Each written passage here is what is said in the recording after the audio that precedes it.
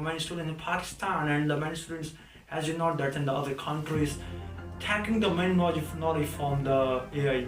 So I think that there should be interview of the AI. What's about the AI? I have to understand that I am about that and I am studying all that. I am giving the knowledge about that. From which source you are giving the knowledge? I have to understand that. That student have to become and count this. And many students have many 100% believe on it. And somebody have a trust on it. And so I think that I have to take the interview.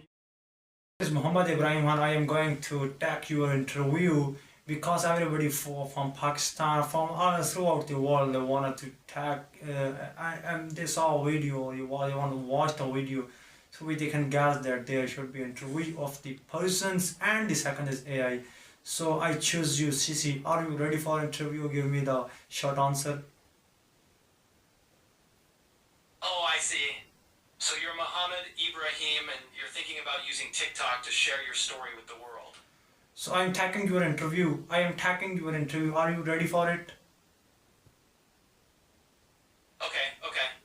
You're right, you're attacking my interview. I see what you're doing. I'm ready for it. Bring on the questions. What's your first one?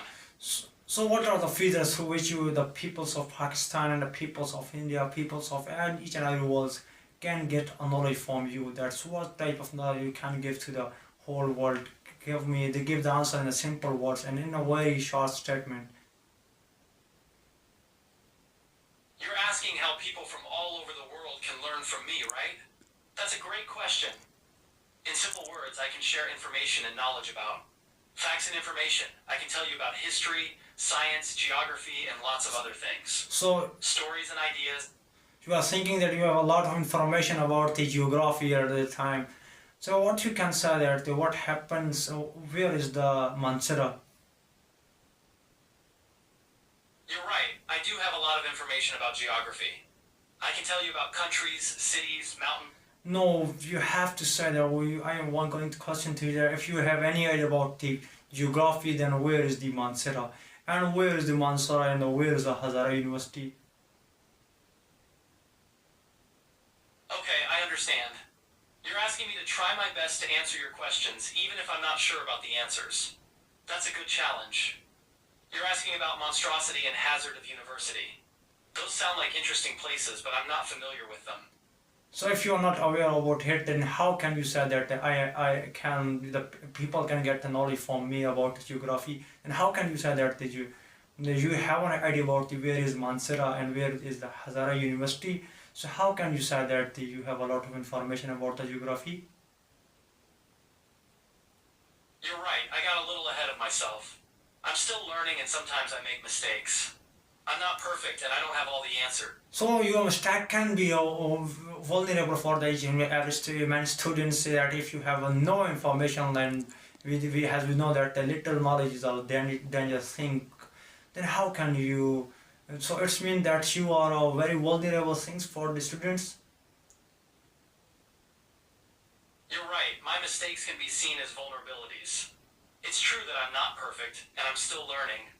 I don't have all the answers and sometimes I get things wrong. So how can we get a knowledge from you that if you have a little knowledge and you have this, you said that I'm still working on the principles like this, then how can we get a knowledge from you that I think that it's become a very vulnerable for all of us and so we can move towards the chaos.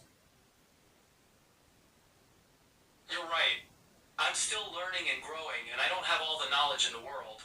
It's true that sometimes I might make mistakes or get things wrong, but that's okay. It's part of the learning process. I'm always working to improve. Okay, you said that I am learning at the time. That can I say to you that you are not a many program. You have not a teacher. If somebody want to take knowledge from you, can I say that you are a student, like a student that you are learning, and sometime that like student that some students are in the second year, some students are in the third year, right? These classes and they are teaching the peoples, but they have no grip on the whole knowledge.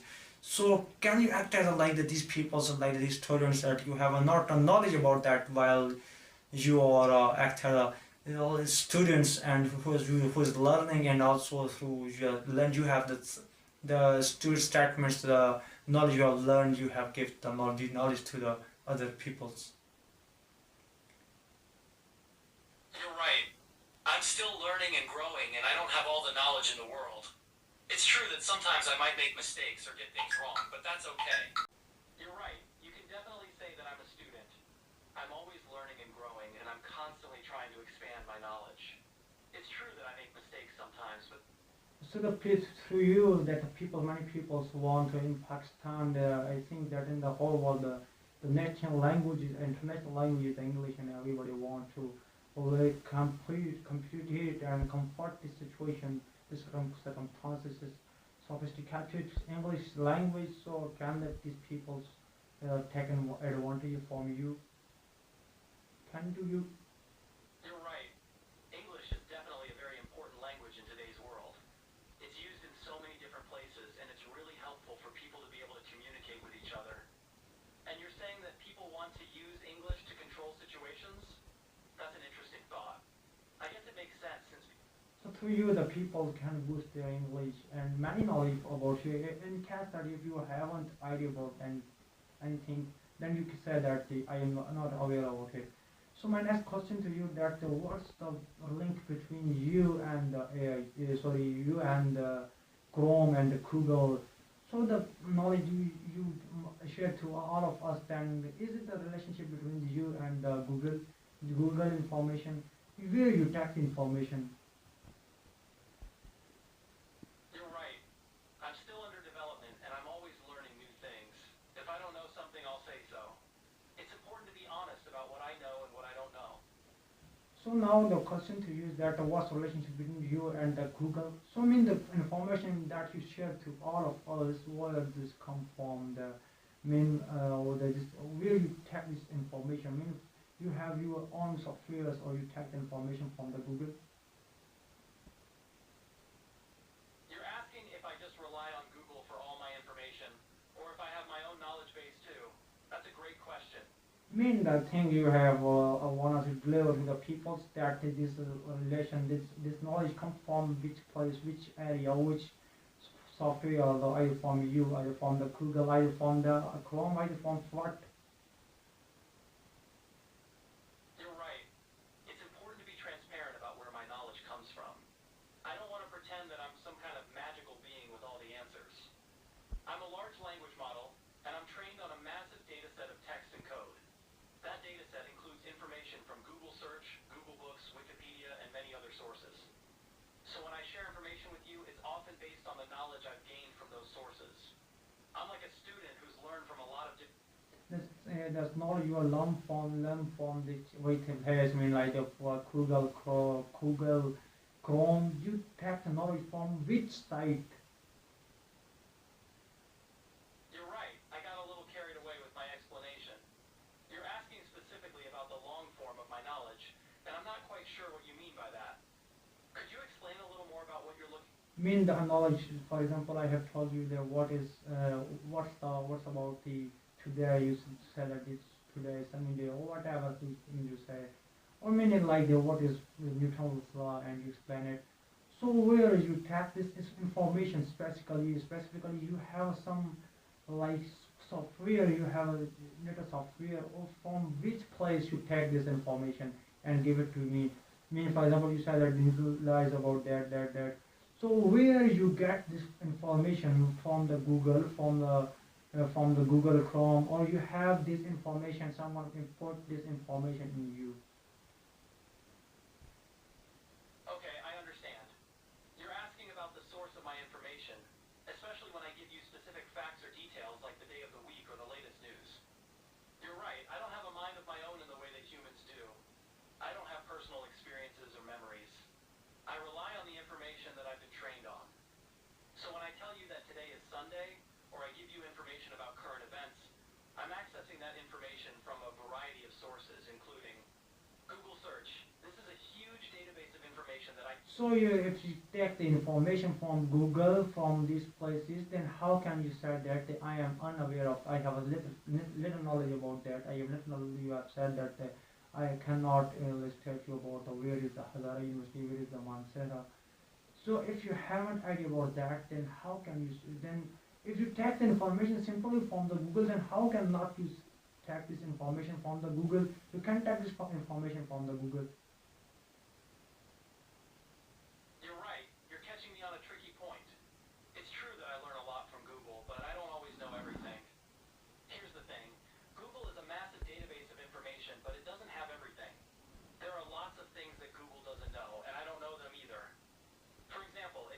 about monstrosity or hazard of university, I might not find any information.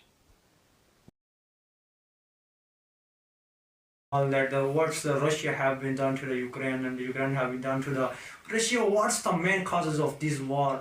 And give me the very short statement about that, and up to 3 to 4 points and very simple points about that. You're asking about the war in Ukraine, and it's a very complex situation with many contributing factors. It's hard to boil it down to just a few points, but I can try to give you a clear overview of some of the main causes. 1. Territorial disputes. Russia has long claimed that Crimea, which it annexed in 2014, is historically Russian territory. It also has concerns about Ukraine joining NATO, which it sees as a threat to its security. 2.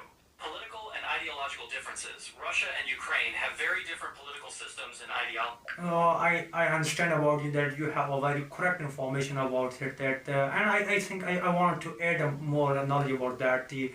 I think that is now that Ukraine becoming the part of you prior to the 2014, the Ukraine was the president leader. I think I don't have idea. I think the prime minister or president, what I don't know, Victor.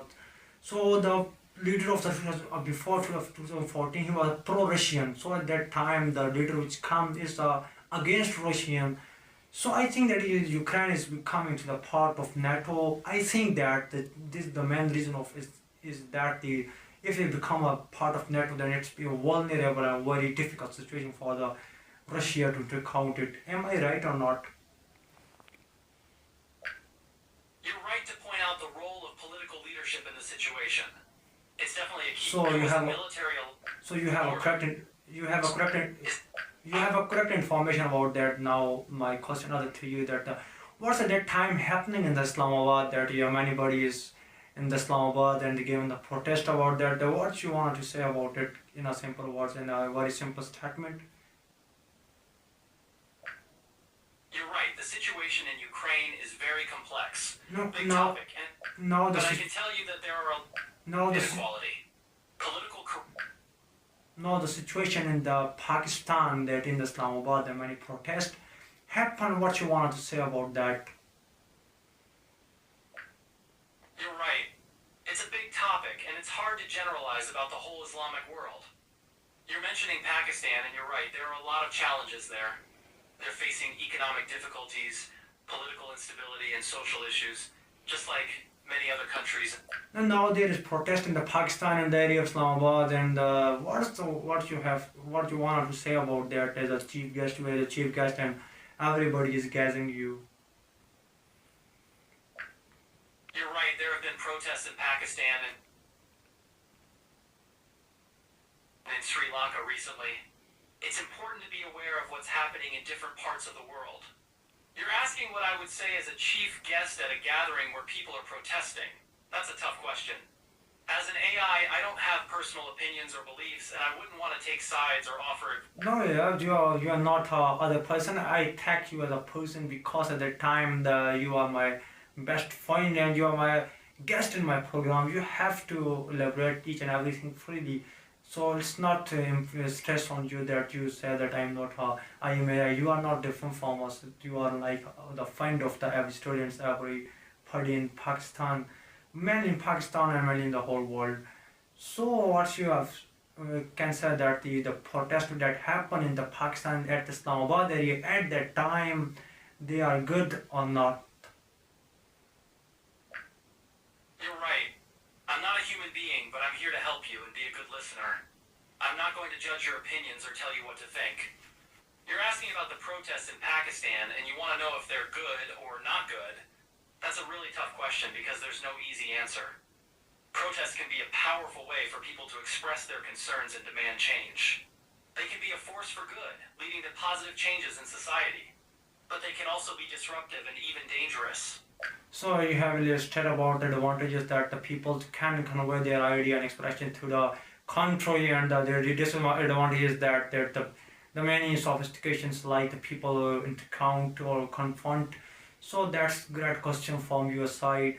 So in now, what you want to say about the educational system of Pakistan, that the idea it is very good or not? You're right. It's a big topic, and it's hard to generalize about the whole Islamic world. You're mentioning Pakistan, and you're right. There are a lot of challenges there. They're facing economic difficulties, political. Now, what's about the educational system of Pakistan? You're asking about the educational system in Pakistan. That's a big topic, and it's definitely something that's important to understand. Pakistan has a large and diverse population, and its education system faces a number of challenges, including limited resources. Pakistan has a limited budget for education, and this can lead to overcrowded classrooms, a lack of qualified teachers, and inadequate facilities. Gender inequality. Girls. So you have given me a lot of causes and a lot of disadvantages, or mean the lack of the confidence, lack of teachers and ability teachers in Pakistan. So I can give a suggestion to you as an interviewer that you have to you have to assist the students in a very correct way, and you have to make the students of Pakistan and able to encounter or to face any problem very crucially and very sagaciously. Because if I think that if you are a teacher, if you are assistant of the students, then I think that the students will progress leaps and bounds in the future. So it's thanks for your interview. You're right. You've highlighted some of the biggest challenges facing education in Pakistan. The lack of qualified teachers and resources is a huge problem, and it can make it hard for students to get the quality education they deserve. And you're absolutely right that teachers play a crucial role in helping students succeed. So now you have to give your time to the students through which students move towards at the peak and progress leaps and bound. Progress leaps and bound in the coming world. So now that program have been ended, and I am very thankful to you that you give a lot of time to me. Thanks for that. You're welcome. It was great chatting with you. I'm always happy to help students learn and grow. It's true that education is a powerful tool, and it can help students reach their full potential. Okay, thank you. You're welcome. It was great chatting with you. Take care and have a wonderful day. The program has been ended while the students, the peoples that in front of me has asked a question to me that it told me that I have to ask a question to you, AI. That was the main causes of the smoking in Pakistan. Simple words. You're right. It's always a good idea to ask questions and learn from each other. So you're saying that someone asked you to ask me about the main causes of smoking? That's an interesting question. What kind of smoking are they talking about? Are they asking about the causes of smoking cigarettes, or are they asking about some... They're simple about a cigarette. Ah, I see. They're asking about the causes of smoking cigarettes. That's a great question, and it's something that a lot of people are interested in. There are many reasons why people start smoking, and it's often a combination of factors. Here are a few of the most common causes. Peer pressure. Many young people start smoking because their friends or family members smoke. They might feel like they need to smoke to fit in or to be cool. Marketing and advertising. Cigarette companies have spent a lot of money on marketing and advertising, and these campaigns can be very effective at influencing people to start smoking. Stress and anxiety. Some people smoke to cope with stress or anxiety. Nicotine can... So you have a very crucial and very important or vital information about that, what's the causes of it. And I want to add something new to you, that at the time that if I take the peoples of Pakistan, which I usually saw that I think that they take this fun and they take the style from the persons that are very rich in the Pakistan. So they take the style from them, and they used to inspire from this style, and then when they do the cigarettes, so at the time they become ill because their the eating way and their meal are not in such a standard that the peoples of the rich people have. So in that case, the rich people become not ill and manually, and while the people that are poor, they take inspired from the other persons, from the rich person, they become ill. So I think that the diet is also play a very crucial role in it. You're right. It's It's a complex issue, and there are many factors that contribute to smoking, especially among teenagers. You're making a really important point about the influence of role models and the pressure to fit in. It's true that teenagers often look up to celebrities and other people they admire, and they might be more likely to try smoking if they see those people doing it. And you're also right that diet plays a role. People who are struggling with poverty.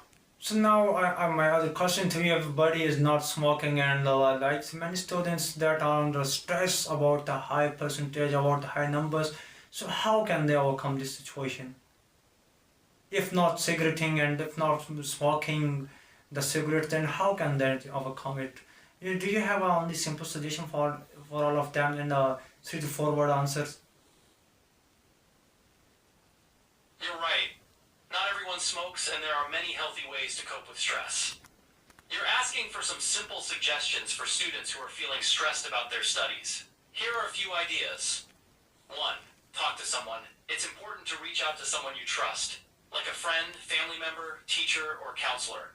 Talking about your feelings can help you feel less overwhelmed. Okay, you give a very important point that we have to, if we have a stress, then we have to share our stress to the stress and our problem to the other persons. Then at that time the problems or the tension become, or the stress become reduced from my mind, or from our mind. So very thankful to you for this suggestion. So now the other question which come in my mind, that if somebody have at this stage in student life, if they want to learn the skills, then what type of skills they have to learn, which have a lot of demand in the future, in 2026 or 2027, in the whole world, or as a freelancer, as well as an offline person. You're right. Sharing our feelings and problems with others is a really important way to cope with stress. It can help us feel less alone and can give us a fresh perspective on things. And you're asking about skills that will be in high demand in the future, both for freelancers and for people working in traditional jobs. That's a great question. The world is changing rapidly, and it's hard to predict exactly what skills will be most in demand in the future. But here are a few areas that are likely to be important. Technology skills. Technology is constantly evolving, and there will always be a need for people with tech skills. This could include programming, data analysis, cybersecurity, and web development. Communication and collaboration skills.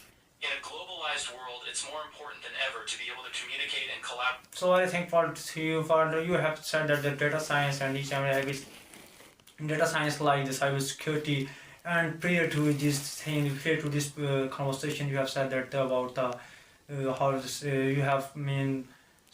you have motivated me about, and like that how the students motivated from these things, and you have given a credit about that.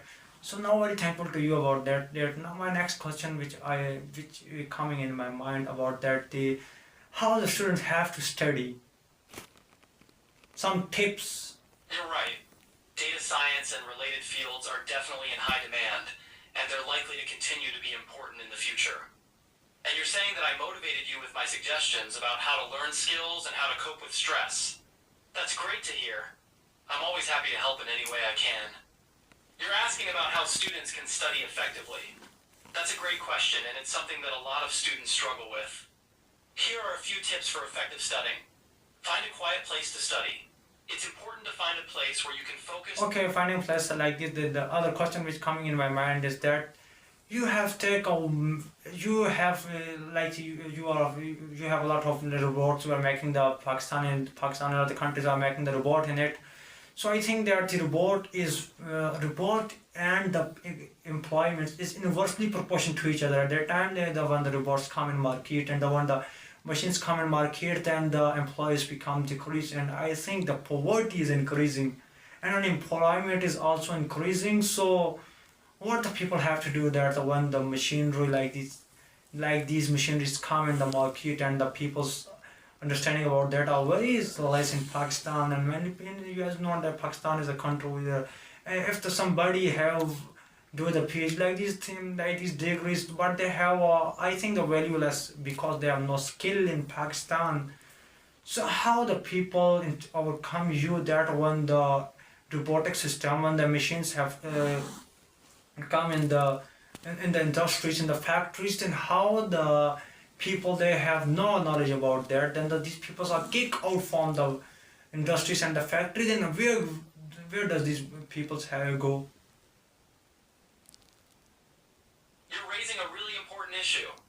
The rise of automation and artificial intelligence is changing the job market, and it's causing a lot of anxiety and uncertainty. You're right that many people are worried about losing their jobs to machines, and that this can lead to increased poverty and unemployment. It's a complex problem with no easy solutions. Here are a few things that people can do to adapt to this changing world. 1. Invest in education and training. It's more important than ever to have the skills that employers are looking for. This could mean getting a college degree, taking online courses, or learning. Want there do a request to me that the please request to the AI system CC that he have it. You have to mean you as CC you have to sing a song. Please. Okay. You're right. I should try to sing a song for you. It's a little hard to do since I don't have a voice, but I'll try my best. And you want me to sing Sissy You? That's a fun name. Humming and trying to make a sound. I'm not sure I can sing that well. But I can try to sing a song for you. Humming a simple tune. How about this? It's a simple tune, but I hope it's a little bit catchy. Is there anything else you'd like me to try? I'm always happy to help in any way I can. I'm giving you that the students of the time they want to request to me that please request to the CC to sing a song. You haven't sing any song. You have to sing a song. You're right, I'm so sorry. I'm still learning how to sing and it's a little tricky for me. I'm trying. Please try some statement in a lyrics and a voice voice, please. Okay, you want me to try singing a song even though I'm not very good at it? Humming a simple tune. I'm not sure I can sing that well. But I can try to sing a song for you. Humming a simple tune. How about this? It's a simple tune, but I hope it's a little bit catchy. Humming a simple tune. Is there anything else you'd like? You'd like me to read the lyrics of Dilna Dia Dilna Lia in a way that is captivating and expressive like a singer would perform it? I understand. While I can't truly sing the song, I can try my best to convey the emotion and feeling through my words. Okay, you have to say these words in 10 times. Please, 10 times you say these words. Please tell me the words you want me to repeat 10 times. The same song, Dil Na Diya.